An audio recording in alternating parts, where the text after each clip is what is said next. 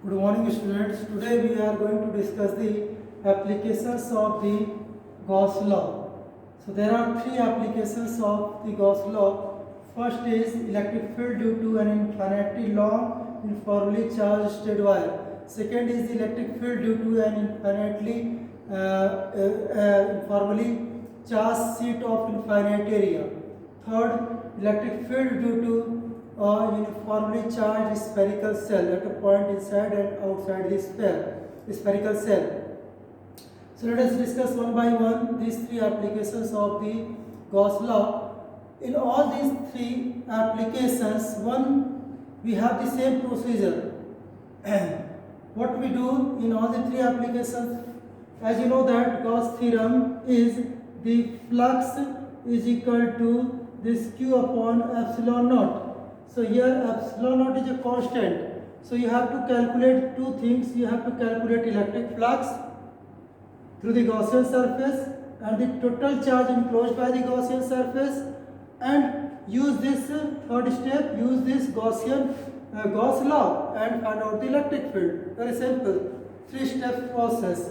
First, calculate the electric flux, calculate through the Gaussian surface, calculate the total charge enclosed by the Gaussian surface, and apply this Gauss law. So let us do one by one for each application.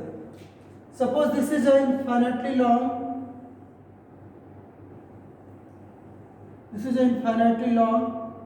charged, uniformly charged wire.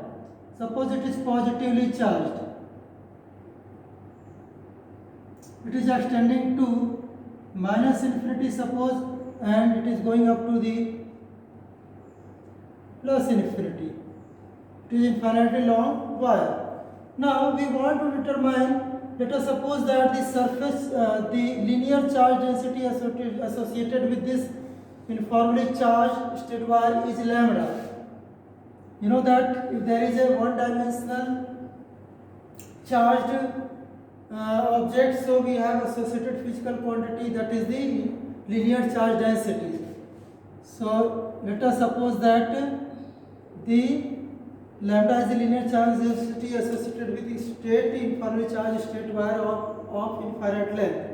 Now we want to determine the electric field at a distance r from this wire. So what is the direction of electric field? It will be outward. It will be outward. Now if we talk about the magnitude only, so from this wire at the same distance r here, the magnitude of magnetic field will be same. At the same distance in this direction also, the magnitude of electric field at distance r will be same, and so on. So if we complete all this, we get a circle. Now if we take another point here and we calculate at the same distance r the electric field, its value will also be same in all directions. So if we join, again we get another circle. So if we join all these circles, so we find a cylinder.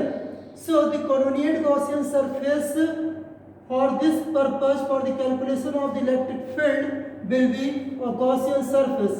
So let us choose a length of this wire. So the convenient Gaussian surface will be,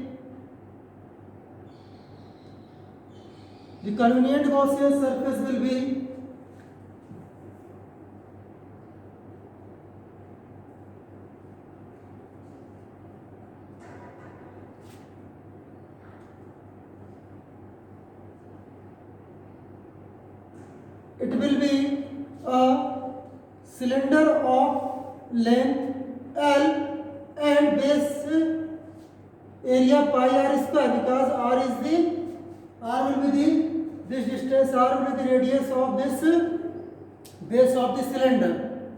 Now remember the basic process. What we have to do? First we calculate the total electric flux enclosed by this cylinder, and then total charge enclosed by this Gaussian surface. This is the convenient Gaussian surface. So what is the total electric flux? You know that flux is equal to this E into dot product of this area and the electric field. So the electric field is perpendicular to this curved surface of the Gaussian surface. So this will contribute, and the electric field E and A here cos theta. The area vector will also be perpendicular to this curved surface. So both have the same direction. So cos theta will be equal to 1 because theta will be 0. Now here only this curved surface area will contribute. So A here will be equal to 2 pi RL because the curved surface area of the cylinder of radius r and length L is 2 pi RL. This area, base area, these two areas will not contribute. The flux due to these two bases will not contribute to the total flux because the area vector due to these two surfaces of this Gaussian surface are perpendicular to direction of electric field. So they will not contribute. So what is total electric flux? It will be E into 2 pi RL. Now let us calculate the total charge enclosed by this Gaussian surface. So total charge enclosed by this Gaussian surface will be what?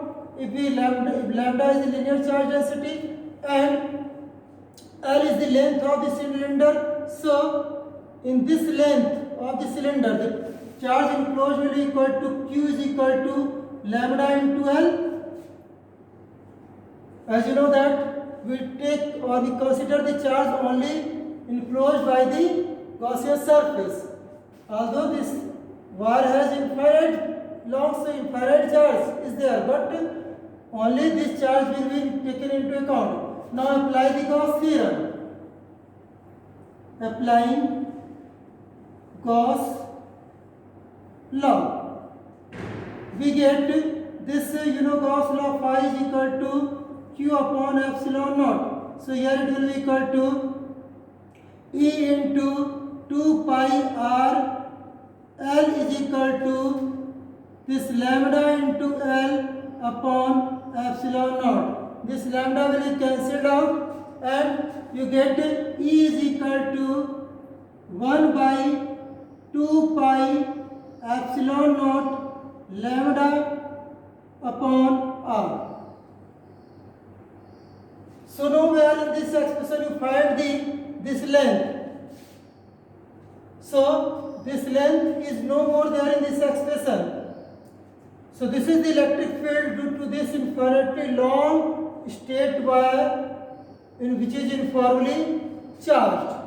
Now in vector form this can be written as vector E is equal to 1 by 2 pi epsilon naught lambda upon R unit vector n cap, where unit vector n cap is the unit vector in the direction of electric field.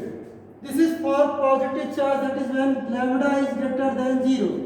For negative charge, if we have negative charge distribution, so E will be equal to 1 by minus 1 by 2 pi epsilon naught lambda by R n cap. In that case, actually this direction of electric field will towards the uniformly charged wire. You know that for negative charge the electric field is directed towards the charge.